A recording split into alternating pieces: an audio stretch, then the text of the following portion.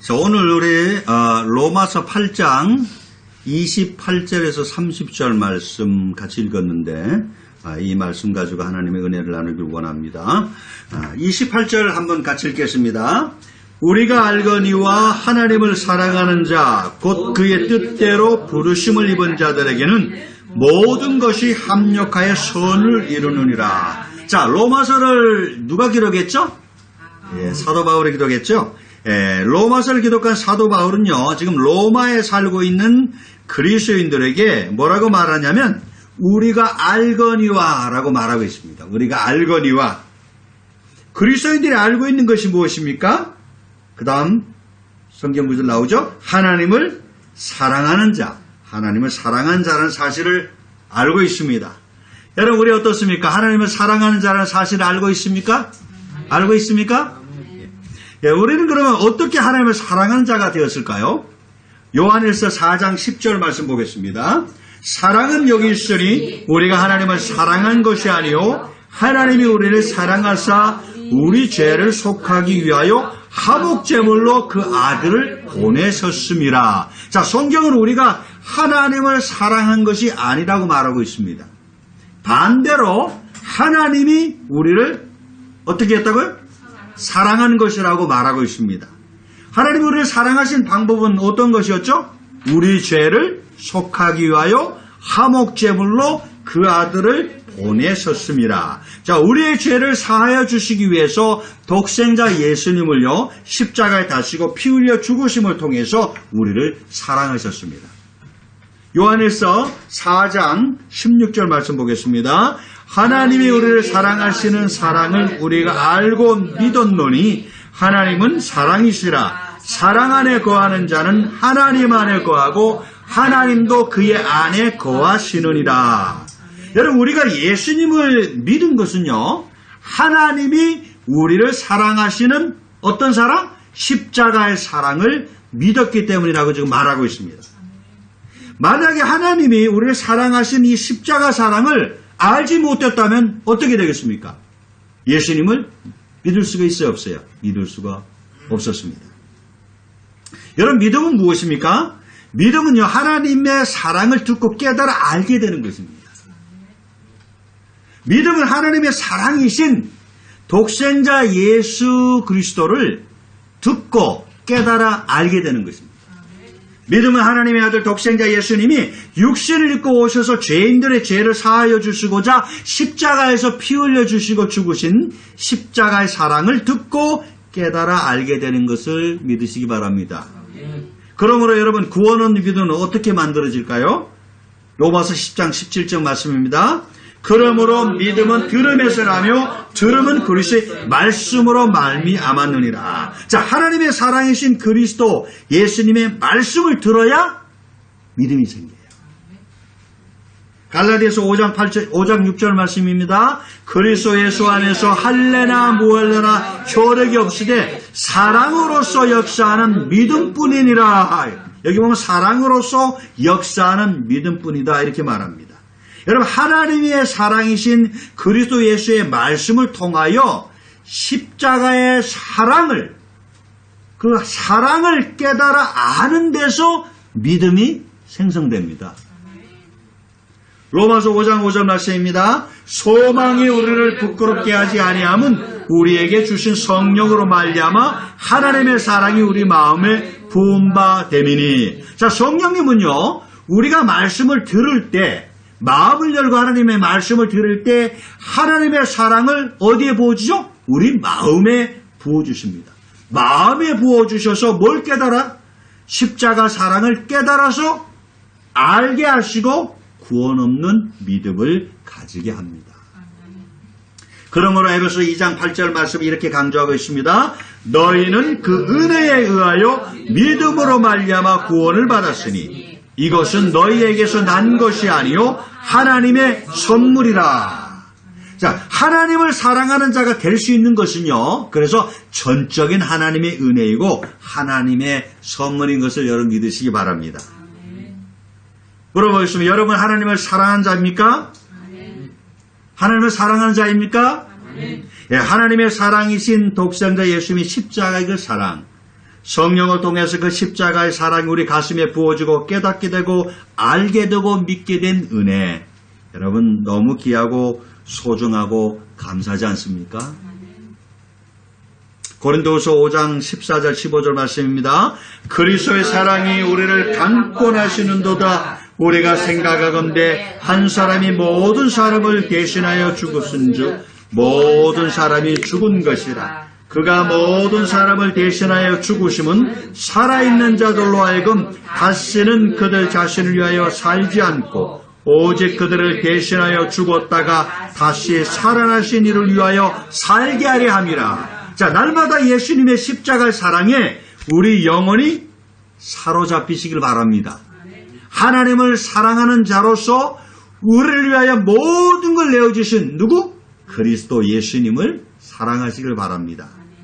그가 모든 사람을 대신하여 죽으심은 이렇게 말하죠. 살아있는 자들로 그 예수님 때문에 우리가 생명을 얻고 살게 된 것입니다. 살아있는 자들로 하여금 다시는 그들 자신을 위하여 살지 않고 오직 그들을 대신하여 죽었다가 다시 살아나신 이 누굽니까? 예수 그리스도입니다. 예수님을 위하여 살게 하려 합니다.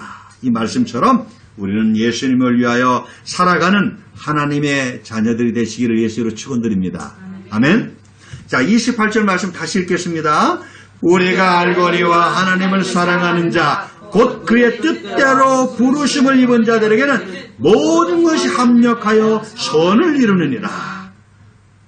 또 하나 물어보겠습니다. 여러분 하나님은 우리에게 예수님이 십자가의 사랑을 주시고 자녀로 부르셨습니다. 그런데 우리의 삶을 보면 우리 삶이 하나님의 마음에 들지 않을 때가 있어요 없어요? 있습니다. 그럴 때 하나님은 우리를 자녀로 부르신 것에 대해 후회를 하실 것 같습니까? 안 하실 것 같습니까? 네? 정답입니다. 로마서 11장 29절 말씀입니다. 하나님의 은사와 부르심에는 후회하심이 없느니라. 하나님은 당신의 은혜이신 예수님. 하나님은 당신의 은혜이신 예수님. 그분의 십자가의 사랑으로 우리를 구원으로 부르신 것에 대해서 후회하심이 있습니까? 없습니까? 후회하심이 없느니라. 후회하지 않습니다. 여기서 후회하심이 없느니라. 하나님은 왜 그런 걸 후회하지 않습니까? 로마서 11장 30절 말씀 볼까요?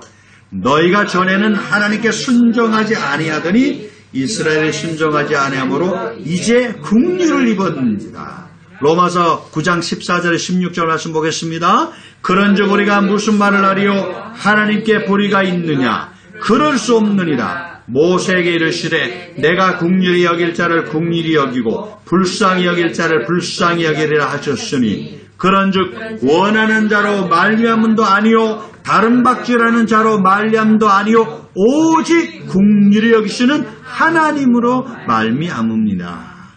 여러분 왜 하나님께서 우리가 하나님 마음에 들지 않을 때가 있지만 우리가 부르신 것에 대해서 후회하지 않느냐?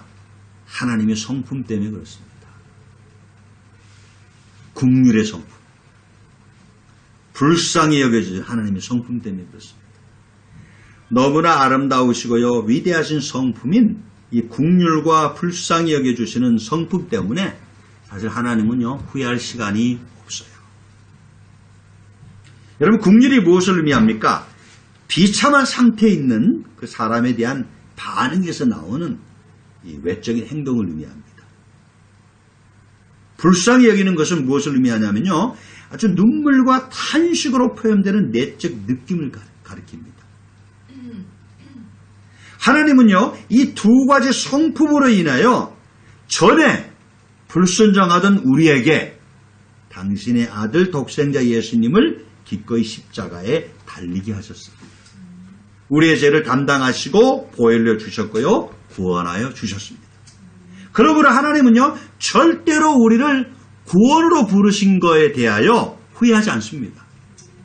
당신의 성품인 이 긍휼의 옷과요. 불쌍히 여겨주시는 옷 입혀주신 것, 입혀줬다 그러죠. 입혀주신 것 절대로 다시 벗기지 않습니다. 무엇보다 여러분 우리는요 하나님의 은혜로 구원 얻었다는 것을 잘 알고 있습니다. 그렇죠? 하나님의 은혜로 구원 얻었다는 걸 잘 알고 있습니다.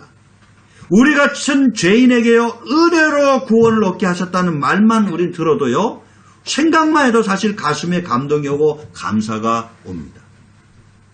그러나 여러분 이 은혜가 이렇게 귀한데 은혜보다 더 깊은 하나님의 마음이 사실 무엇인지 아십니까? 이게 그분의 긍휼과 불쌍히 여기는 마음. 뿐만 아니라 하나님은요 우리 같은 죄인을 어떻게 하셔서? 사랑하셔서 은혜를 베푸셨다는 것 잘 알고 있습니다. 그래서 하나님의 사랑 생각만 해도 감사하고요. 하나님의 사랑에 대해서 감동하면 그분을 더 갈망하고 싶어 하고요. 찬양하고 사랑하며 높여드리기를 원합니다. 그렇죠? 그러나 사랑보다 더 깊은 하나님의 행동과 마음이 무엇인지 아십니까? 긍휼과 불쌍히 여기는 마음이에요. 에베소 2장 4절 5절 말씀에 다음과 같은 말씀이 기록되어 있습니다. 같이 읽을까요? 긍휼이 풍성하신 하나님이 우리를 사랑하신 그 큰 사랑을 인하여 허물로 죽은 우리를 그리스도와 함께 살리셨고 너희는 은혜로 구원을 받은 것이라. 자, 하나님은 은혜로우신 하나님이십니다. 아멘. 또 하나님은 사랑이신 하나님입니다. 아멘. 그러나 하나님은요 은혜보다 더 깊은 하나님의 사랑, 하나님의 사랑보다 더 깊은 긍휼과 불쌍히 여기신 마음으로 우리를 구원하실 기뻐하셨고요. 그래서 부르셨고 십자가로 구원하여 주셨습니다. 그래서 우리는 종종 하나님으로부터 멀리 떨어져 있을 때가 있습니다.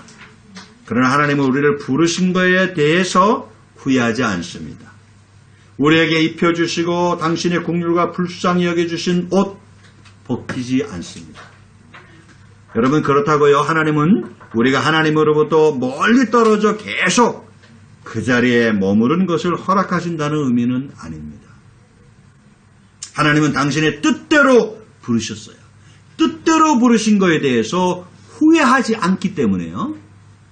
부르신 그 뜻을 이루기 위해서 하나님은 아주 적극적으로 당신의 긍휼을 입히시고요.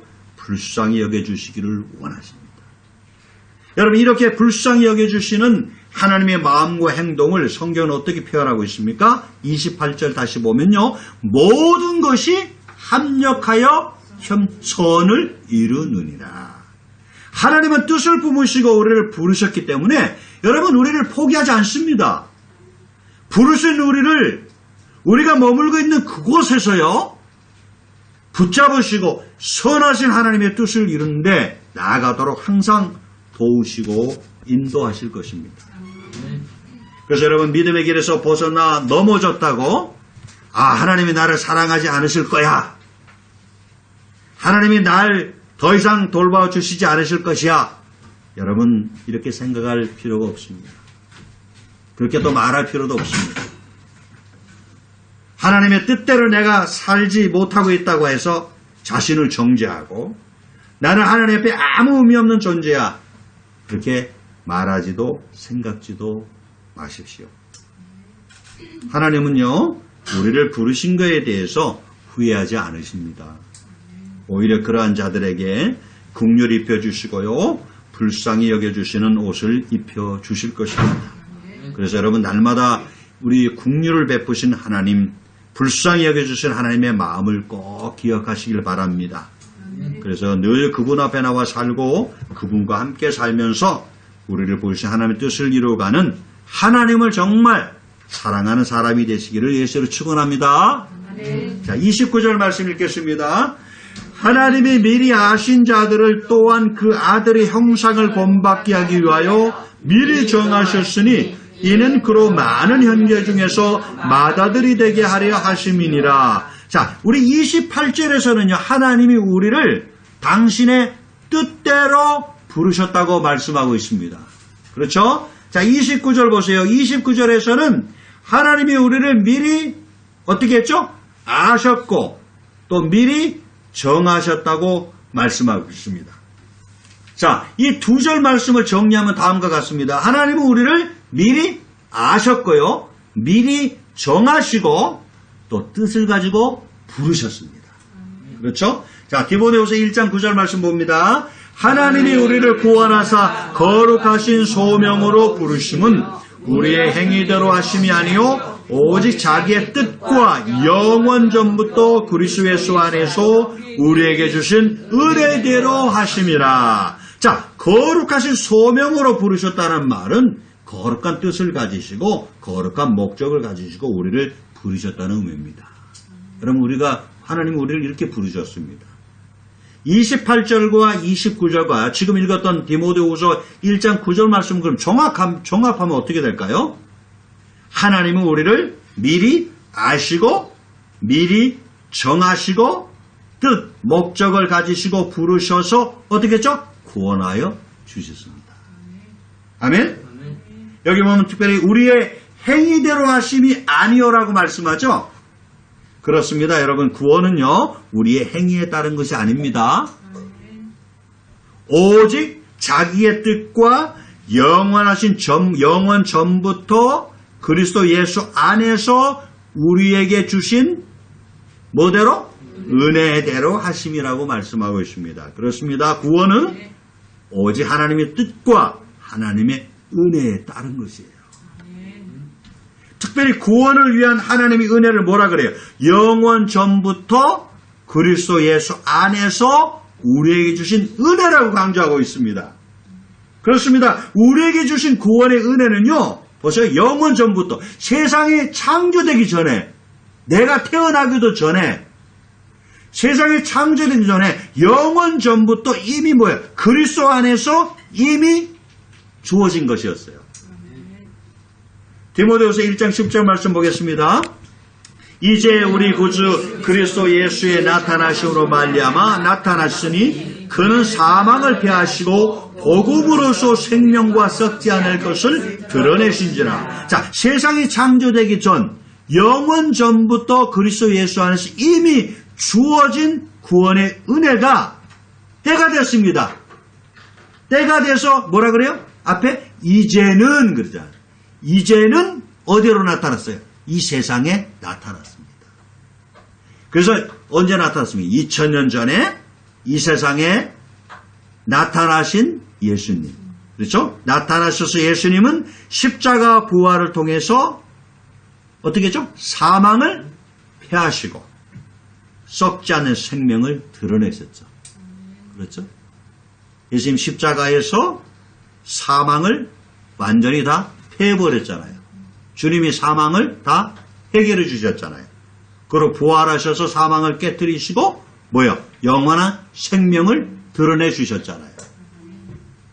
그리고 이제는 오늘 이 시대 살아가는 우리에게 이제는 누구든지 하나님의 사랑의 복된 소식, 예수님의 십자가 사랑을 깨닫고 알고 믿는 자에게는 어떻게 되나요? 영원 전부터 약속하신 구원의 은혜를 얻게 하신 것입니다.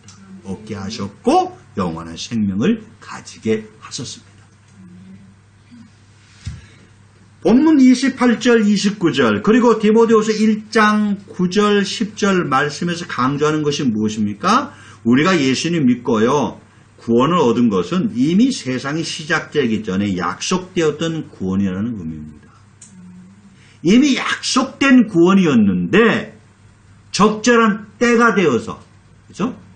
적절한 때가 되어서 우리에게 나타난 것입니다.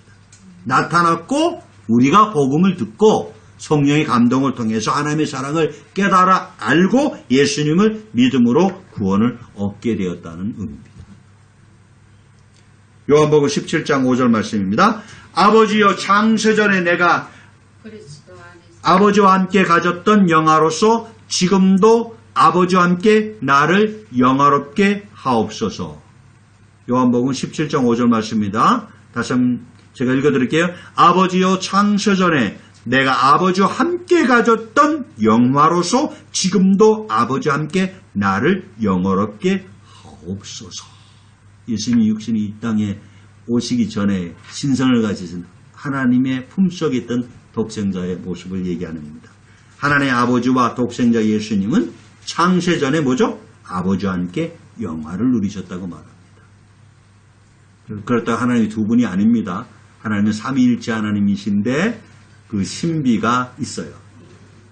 에베소서 1장 4절 5절 말씀입니다. 곧 창세전에 그리스도 안에서 우리를 택하사 우리로 사랑 안에서 그 앞에 거룩하고 흠이 없게 하시려고 그 기쁘신 뜻대로 우리를 예정하사 예수 그리스도로 말미암아 자기 아들들이 되게 하셨으니, 자, 하나님과 아버지 영화를 열었던 독생자 예수님, 하나님 품속에 있던 독생자 예수님은 그리스도 안에서 우리를 어떻게 돼요? 택하기로 하셨습니다. 하나님의 사랑 안에서 택했는데, 하나님의 사랑 안에서 어떻게 하려고? 거룩하고 흠이 없게 하시려고 그리스도로 말미암아 아들들이 되게 하시기로 뭐죠? 이미 예정하셨습니다. 마침내 적절한 때가 되어서 우리는 복음을 듣게 되고, 아까도 말씀했지만 복음을 듣게 되었고요, 예수님 믿게 되었고 그의 아들들이 되었습니다. 여러분, 이 영원한 생명을 가지셨습니까? 아멘. 썩지 않는 생명이에요. 거룩한 생명입니다. 창조되지 않은 생명입니다. 하나님의 생명입니다. 창세전에 약속이 되어 있었던 생명이에요. 그 예수의 생명을 가지셨습니까? 아멘. 아버지여, 창세전에 내가 아버지와 함께 가졌던 영화로서, 그러잖아요. 성부 하나님과 이 성자 하나님께서 창세전에 교제 가운데 영화를 누렸습니다. 영화를 누렸어요. 그것을 뭐라 그래요? 우리로 사랑 안에서 그 앞에, 그러죠. 우리는 예수님을 통해서 하나님의 사랑으로 말미암아 구원을 받아서 그 앞에 우리가 서게 된 것입니다. 그래서 그 앞에 자녀로 살게 된 것입니다. 이런 말씀처럼 우리는 독생자 그리스도가 하나님의 아버지가 누렸던 그 영화를 우리는 이 땅에서도 예수의 생명을 통해서, 하나님과의 교제를 통해서, 하나님 은혜를 통해서 누리는 삶이 되어야 될 줄 믿습니다. 아멘. 자, 29절 말씀 다시 읽겠습니다. 하나님이 미리 아신 자들을 또한 그 아들의 형상을 본받게 하기 위하여 미리 정하셨으니 이는 그로 많은 형제 중에서 맏아들이 되게 하려 하심이라. 자, 하나님이 우리를 구원으로 부르신 뜻, 목적이 있습니다. 그 아들의 뭐죠? 형상을 본받게 하기 위하여 미리 정하셨다. 창세전에 다 이렇게 미리 정했습니다. 여러분, 창세기 보면 하나님은 인류의 조상 아담과 하와가요, 하와를 당신의 형상과 모양으로 창조하신 이야기가 나옵니다. 하나님이 아담과 하와를 당신의 형상과 모양으로 창조하신 뜻, 그 목적은 앞에서 언급한 말씀처럼요, 하나님의 아들, 창세전에 하나님과 함께 영화를 누렸던 그 그리스도의 형상을 본받게 하기 위함이었습니다. 여러분, 이들은 그리스도의 형상을 어떻게 본받을 수 있었습니까? 에덴 동산에서. 하나님의 생명, 그리스도의 생명을 상징하는 것이 동산 가운데 있었습니다. 그것은 뭐요? 생명나무의 실과입니다. 생명나무. 생명나무의 실과를 먹으면서 그 생명을 먹고 자라면서 생명을 누리면서 그 생명으로 살아가면서 뭐죠? 계속해서 하나님의 형상을 이루게 하셨어요. 그런데 그들은 하나님의 목적대로 살기보다는 자신들도 하나님이 되어 살 수 있다는 마귀의 유혹을 받고요, 하나님이 금지하신 뭘 먹었죠? 선악과를 먹고 죄를 짓게 됐습니다. 죄로 인하여 뭐가 왔습니다? 사망이 왔습니다. 사망의 권세를 잡은 자 마귀의 지배에 놓이게 됐습니다. 결국 그들은 하나님의 자녀로서 하나님의 아들 독생자 그리스도 예수의 형상을 이루어가는 삶이 아니라 사단의 형상을 이루어가는 삶이 되었습니다. 뿐만 아니라 그들의 후손들이 우리 모든 인류도요, 그들의 죄를 물려받고 태어나 사망과 사망의 세력을 잡은 자 사탄, 마귀의 자식이 되어서 사탄의 형상을 이루어가는 존재로 살게 되었습니다. 요한복음 8장 44절 말씀입니다. 너희는 너희 아비 마귀에서 났으니 너희 아비의 욕심대로 너희도 행하고자 하느니라. 그는 처음부터 살인한 자요 진리가 그 속에 없으므로 진리에 서지 못하고 거짓을 말할 때마다 제 것으로 말하니 이는 그가 거짓말장이요 거짓의 아비가 되었다. 사단 마귀는 원래 처음부터 살인한 자입니다. 처음부터 하나님을 대적한 자입니다. 진리가 그 속에 있지 않습니다. 그러나 아담 하와가 이 진리가 있지 않는 사탄 마귀의 유혹에 빠져서 뭐야? 그게 진리인 줄 알고 그 진리인 줄 알고 그 말씀을 따라갔다가 결국은 죄를 짓게 된 것이죠. 그래서 죄를 지었을 때 모든 사람들이 그 죄로 말미암아 사망이 오고 결국 사망의 권세를 잡은 사단 마귀의 종이 됐다는 겁니다. 영적으로 이렇게 우리가 설명하는 것입니다. 하지만 하나님은요, 영원 전부터 우리를 아시고 미리 정하시고 부르신 목적, 뜻을 포기했습니까? 포기하지 않으셨습니까? 포기하지 않으셨습니다. 영원 전부터 약속하신 목적, 뜻을 이루고자 2000년 전에 예수님이 이 땅에 보내주셨습니다. 영원 전부터 그래서 예수 안에서 약속하셨던 생명을 주시고요. 그 생명으로 말미암아 하나님의 형상을 다시 찾게 하시고 더 나아가서 하나님의 형상을 온전하게 이루어 하나님 앞에 거룩하고 흠이 없는 자가 되도록 하신 것입니다. 그래서 이렇게 예수님 믿고요. 그분의 생명을 얻어서 하나님의 형상을 다시 찾고 더 나아가서 하나님의 온전한 형상을 이루어가기 위해서 어떤 삶을 준비하셨습니까? 바로 예수님을 통해서요. 갖게 된 썩지 않고 창조되지 않는 영원한 생명 안에서 살도록 하신 것입니다. 왜냐하면 이 생명은요. 하나의 생명이 왔잖아요. 하나님의 생명은 하나님의 형상을 이루는 데 필요한 요소이기 때문에 그렇습니다. 그래서 예수님이 이렇게 말씀하셨습니다. 요한복음 10장 10절 말씀입니다. 도둑이 오는 것은 도둑질하고 죽이고 멸망시키는 것뿐이요 내가 온 것은 양으로 생명을 얻게 하고 더 풍성히 얻게 하려는 것이라. 자, 우리는 예수를 믿고요 거듭날 때 하나님이 약속한 성령님이 우리 안에 오셔서 하나님의 생명을 주십니다. 하나님의 생명을 얻게 됩니다. 그러나 우리가 받은 생명은요, 하나님의 생명이 옵니다. 우리가 받은 생명은 성장하고 자라고 풍성해질 필요가 있습니다. 이것을 우리는요, 하나님의 형상을 이루어가는 것이다 라고 말할 수 있습니다. 특별히 생명이 자라고 성장하고요, 풍성하게 하시는 분을 보내주셨어요. 그것이 바로 믿는 자 안에 거하시는 누구죠? 성령님입니다. 그분은 어떤 분이십니까? 고린도전서 15장 45절 말씀입니다. 성경의 첫사람 아담은 산 존재가 되었다라고 쓰여 있으나 마지막 아담인 그리스도는 생명을 주시는 영이 되셨습니다. 현대인의 성경에서 인용했습니다. 성령은 어떤 분이십니까? 생명을 주시는 영이십니다. 그 성령님은 누구십니까? 생명을 주시는 영이시자 또한 그 영은 누굽니까? 그리스도입니다. 그러니까 생명 되시는 그리스도는 보세요. 생명을 주시는 영으로 어디에 와 있어요? 믿는 자 안에. 우리 안에 오셔서 거하십니다. 영원히 떠나지 않아요. 거하시고 뭘 주세요? 생명을 주십니다. 생명 주셨잖아요. 부활 생명 주셨잖아요. 예수님 오셔서 영원한 생명 주셨잖아요. 영원한 생명 대신 예수님 오셨잖아요. 생명을 가지고 있잖아요. 그 생명을 주었지만 그 생명을 주고 풍성하게 주어서 결국은 당신의 형상을 이루어가도록 하십니다. 그러한 삶을 통해서 성령님은요, 우리로 하여금 예수님의 형상을 이루어가시는데 이루어가시는 예수님 형상이 뭘까요? 성경의 한 부분을 찾아보겠습니다. 갈라디아서 5장 22절 25절 말씀입니다. 오직 성령의 열매는 사랑과 희락과 화평과 오래 참음과 자비와 양성과 충성과 온유와 절제니 이 같은 것을 금지할 법이 없느니라. 그리스도 예수의 사람은 육체와 함께 그 정욕과 탐심을 십자가에 못 박았느니라. 만일 우리가 성령으로 살면 또한 성령으로 행할지니. 자, 그리스도 예수를 믿는 사람들이 우리는요, 사실 아담에게서 물려받은 옛사람이 십자가에 못 박혀 죽었습니다. 그렇죠?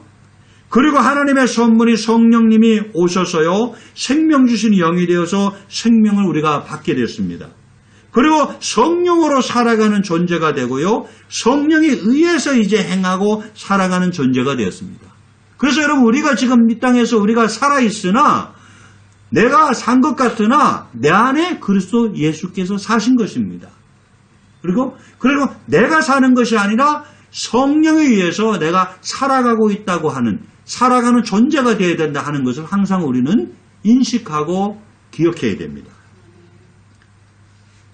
그래서 성령에 의해서 행하고 살아감으로 우리 안에 있는 예수님의 생명이 어떻게 됩니까? 이제 자라게 되는 것입니다. 생명이 자라고 성장하고 생명이 풍성해짐으로 말미암아 이제 어떻게 됩니까? 열매를 맺게 되는 거죠. 그 열매를 맺는 게 뭡니까? 성령의 열매입니다. 성령은 그리스도의 영이시잖아요. 성령의 열매는 결국 뭐예요? 그리스도의 열매를 맺는 겁니다.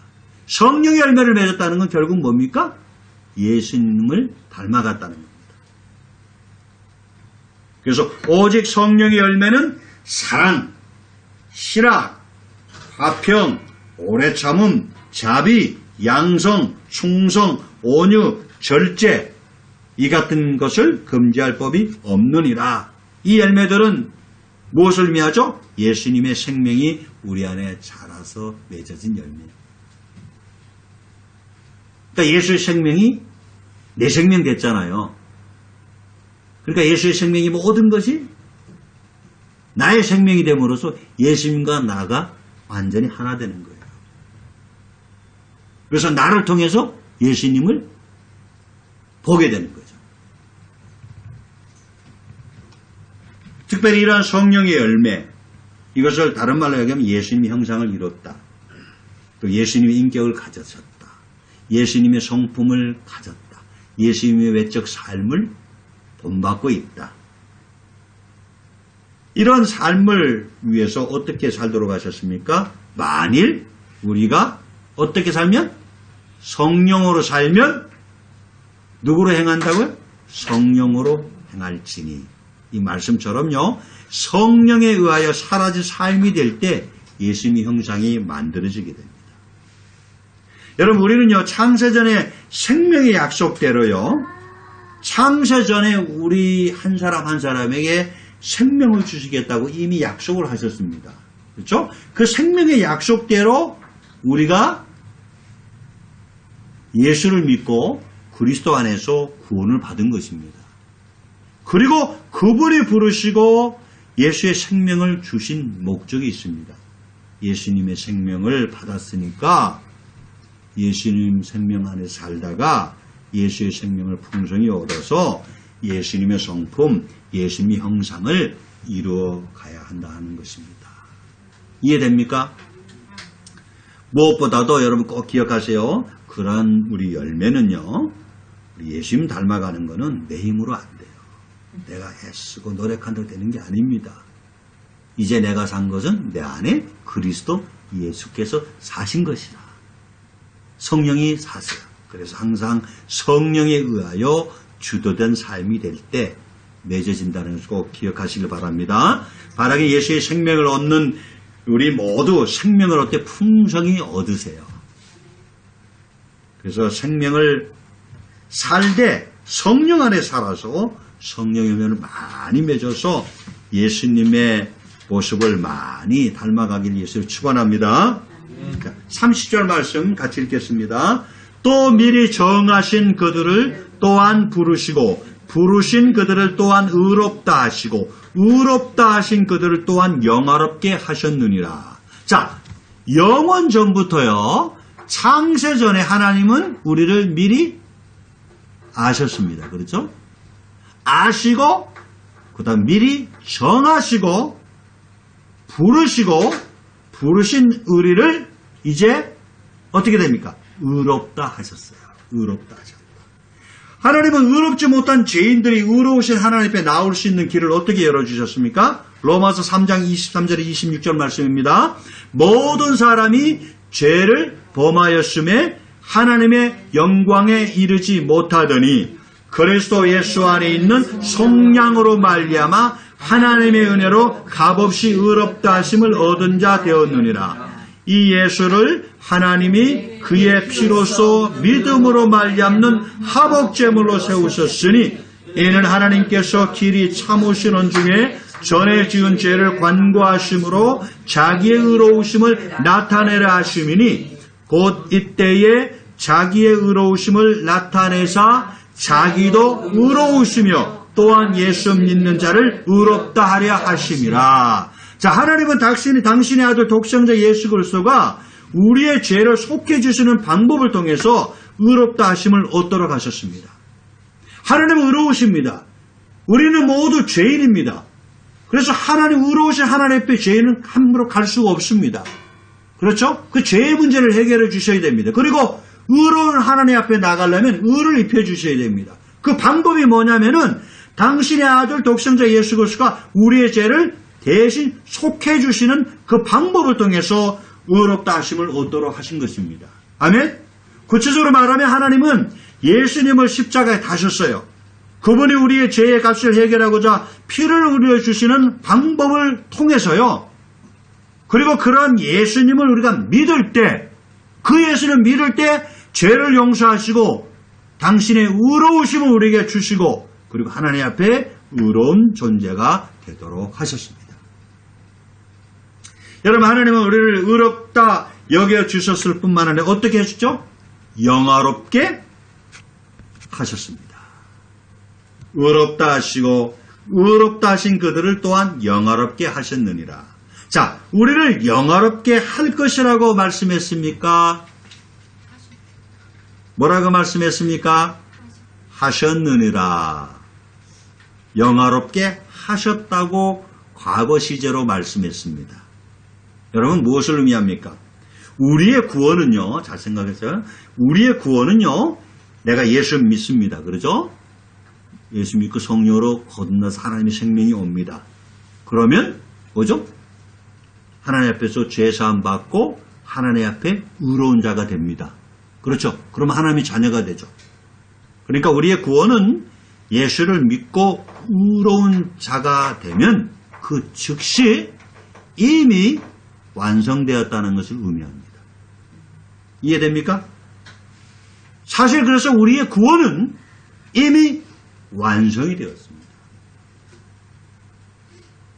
왜냐하면 우리가 앞에서 언급한 바와 같이 우리의 구원은요, 보세요. 하나님이 창세전 우리를 아시고 정하시고 부르시고 예수님을 믿게 한 사건이기 때문에 그렇습니다. 그래서 우리가 예수를 믿는 즉시 우리의 생명은 그리스도 안에서 하나님 안에 감춰져 있다고 했습니다. 보호되는 것입니다. 그러면 우리는 언젠가 주님이 오시면요, 의로움을 받은 자가 받을 마지막 구원의 영광이 있어요. 그 영화롭게 하셨습니다. 그 영화로움을 얻게 될 것입니다. 그러면 영화롭게 된다는 것은 무엇을 의미합니까? 데살로니가전서 5장 23절에 24절 말씀입니다. 평강의 하나님이 친히 너희를 온전히 거룩하게 하시고 또 너희의 온 영과 혼과 몸이 우리 주 예수 그리스도께서 강림하실 때에 흠없게 보존되기를 원하노라. 너희를 부르시는 믿부시니 그가 또한 이루시리라. 여기도 보면 하나님께서 우리를 부르셨습니다. 그죠? 구원으로 부르시니는 믿부시니 믿을만하다는 겁니다. 페이스풀한 겁니다. 그가 또한 뭐요? 이루신다는 거예요. 그래서 여기에 보면 영화롭게 된다는 것은 여러분 우리를 구성하는 게 뭐예요? 삼요소, 영, 혼, 몸이잖아요. 그렇죠? 우리를 구성하는 영과 혼과 몸이 주 예수 그리스도에서 강림하실 때 예수님은 이제 구속 사역을 다 마치시고 승천하셔서 하나님 보좌 우편에 계시죠. 때가 되면 이제 우리를 만나러 오실 것입니다. 그 그리스도께서 강림하실 때 우리가 주님을 만나게 됩니다. 그때 흠없이 보존되어서 그분 앞에 나아가는 것을 의미합니다. 이 영광스러운 순간이 우리에게 남아있어요. 있습니까? 하지만 이제 우리가 알아야 할 것이 있습니다. 의롭다함을 받았을지라도 우리는 주님이 오실 때까지 우리의 영혼 몸이 뭐죠? 흠없이 보존되어야 합니다. 여기 보면 너희의 온 영과 혼과 몸이 우리 주 예수 그리스도께서 강림하실 때 흠없게 보존되기를 원합니다. 자, 그러면 흠없이 보존된다는 것이 무엇을 의미합니까? 자, 죄인 되었을 때 우리 영은 살아서 죽었어요. 죽었습니다. 기능이 상실됐습니다. 우리의 혼은 타락했습니까? 안 했습니까? 타락하고 부패되었습니다. 우리의 몸은 죄의 몸이 되어서 불의의 도구가 되었습니다. 이게 하나님을 떠난 인생들의 모습입니다. 그러나 우리가 예수를 믿고 성령으로 거듭남을 통해서요, 우리 영 안에 변화가 일어납니다. 우리 영 안에. 우리 영 안에 누가 오시죠? 생명 되시는 성령께서 그리스도께서 영으로 오십니다. 그렇죠? 생명 주시는 성령님은 오셔서 우리의 죽은 영을 살리십니다. 하나님을 인식하지 못했던 우리 영을 살리셔서 하나님을 인식하게 합니다. 그래서 우리 영에 생명을 주시고 계속 그 생명을, 하나님의 생명을 감지하게 하고 하나님의 생명을 느끼게 하고 하나님의 생명을 맛보게 합니다. 그러나 우리 영은 뭐죠? 주님의 영으로 계속해서 충만해져야 한다는 말이에요. 이해됩니까? 자, 우리의 타락하고 부패한 마음을 없애시고 새 마음을 주셨습니다. 그렇죠? 하나님을 대적하는 마음이었고 딱딱한 마음이었고 하나님을 거부하는 마음이었는데 이제 우리 마음이 성령이 오셨어요. 부드러운 마음을 주셨습니다. 하나님을 사랑하고 싶어하는 마음. 그러나 우리 마음도 계속적으로 주님의 마음을 뭐죠? 닮아가야 한다는 말입니다. 우리의 불의한 몸을 십자가에 죽이시고 의의 몸이 되게 하셨습니다. 그러나 우리의 몸도 계속해서 주의 몸처럼 의의 병기가 되어서 하나님께 영광을 돌려야 된다 하는 그런 말이에요. 여러분, 이런 삶을 예수님은 마태복음 7장 21절에서 이렇게 말씀하셨습니다. 같이 읽어볼까요? 나더러 주여 주여 하는 자마다 다 천국에 들어갈 것이 아니요 다만 하늘에 계신 내 아버지의 뜻대로 행하는 자라. 자, 아버지 뜻대로 우리가 삶을 살아가는 삶이 필요합니다. 사도 바울은 빌립보서 2장 12절에서 말합니다. 그러므로 나의 사랑하는 자들아, 너희가 나 있을 때뿐 아니라 더욱 지금 나 없을 때에도 항상 복종하여 두렵고 떨림으로 너의 구원을 이루라 그러잖아. 자, 마지막으로 히브리서 2장 10절 11절 말씀 읽겠습니다. 만물을 창조하시고 보존하시는 하나님이 많은 사람을 영광으로 인도하시려고 구원의 창시자이신 예수님을 고난을 통해 완전하게 하신 것은 너무나 당연한 일이었습니다. 그것은 거룩하게 하시는 분과 거룩하게 된 사람들이 모두 한 하나님에게서 나왔기 때문입니다. 그래서 예수님은 그들을 형제라고 부르는 것을 조금도 부끄러워하지 않고, 자, 우리 창조자 하나님은 왜 예수님을 십자가 고난을 지나게 하시고 사망 권세를 이기시고 부활시켜서 완전하게 하셨습니까? 왜 하나님께서는 예수님을 십자가를 지시게 하시고 십자가 죽음을 경험하게 하시고 또 사망 권세를 깨뜨리고 부활하게 하셨어요? 여기 보면 많은 사람들을 어디로? 영광으로 인도하시고자 그렇게 하셨어요. 많은 사람들을 하나님 앞에 영화롭게 하기 위해서. 그런 영광 안으로 들어가게 하시기 위하여 하나님은요, 예수님은 어떤 분으로 세우셨습니까? 그것은 거룩하게 하시는 분. 나오죠? 거룩하게 하시는 분으로 세우셨습니다. 여러분, 다시 한번 기억하세요. 하나님께서 예수 그리스도를 왜 십자가에서 우리 죄를 대속하게 하시고 왜 생명 주시기 위해서 왜 사망과 깨뜨리고 부활하셨는가? 우리로 하나님 앞에 영광스러운 존재를 세우시고 하나님의 영화를 누리며 살게 하기 위함이다 하는 얘기입니다. 그러한 영광으로 들어가게 하기 위해서 하나님은 예수님을 어떠한 분으로 우리 앞에 세우셨습니까? 여기 보면 거룩하게 하시는 분으로 세우셨다는 겁니다. 그럼 우리는 어떤 삶을 통해서 어떤 모습을 가지고 하나님의 영광 안으로 들어가게 됩니까? 거룩하게 하신 분 예수님을 통해서 그분의 삶을 배우면서 그분의 생명을 받아 살면서 하나님의 형상을 닮은 거룩하게 된 사람들이 되어서 들어가는 겁니다. 이해되죠? 그래서 주님이 오실 때 여러분 이와 같이 거룩하게 된 우리들이 거룩하게 하신 분 앞에 설 때 주님은 잘 닮았다는 거예요. 주님을 많이 닮았다는 겁니다. 이렇게 주 앞에 설 때 주님은 우리를 하나님께 무엇이라고 부를까요? 형제라고 부르는 형제라고 부르는 형제라고. 특별히 예수님은 우리가 예수님의 형상을 담고 예수님의 몸된 교회 안에서 하나님의 사랑 안에서 생명 안에서 서로 돕고 도움받으면서 건강한 예수님 닮은 교회를 세워갈 때 교회가 예수님 닮아야 됩니다. 왜냐하면 교회는 예수님의 몸입니다. 그렇죠? 머리가 대신 그리스도의 생명을 받아서 교회가 움직이고 유지되는 것입니다. 생명을 받았다면 교회가 뭐요? 그리스도의 모습이 나타나는 것입니다. 그래서 이렇게 건강한 예수님 닮은 교회를 세워갈 때 예수님 닮은 교회를 통하여 예수님 모르는 자들에게 예수님을 보여주는 성도들, 교회가 되도록 할 때 예수님은 우리를 뭐라 그래요? 나의 형제들이다. 나의 생명을 가진 사람이다. 나의 생명과 똑같이 삶을 사는 사람들이다. 이런 얘기입니다. 나의 형제들을 부르는 것을 부끄러워야 하네요.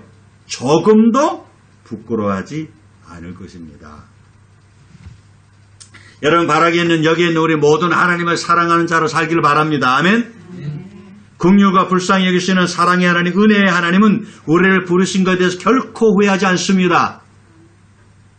성령 인도받고 살아서 예수님을 많이 닮아가는 우리 성도들 또 교회 되기를 바랍니다. 그래서 장차 주님 앞에 서게 됩니다. 주님 앞에 서게 될 때 우리가 예수님으로부터 주님 많이 닮아가지고 하나님 앞에 숨으로 말미암아 예수님을 통해서 이 사람들이 이분들이 이 사랑교회 식구들이 나의 형제들입니다. 나의 형제들입니다 하는 이런 기쁜 소리 듣기를 예수님 이름으로 축원드립니다. 아멘.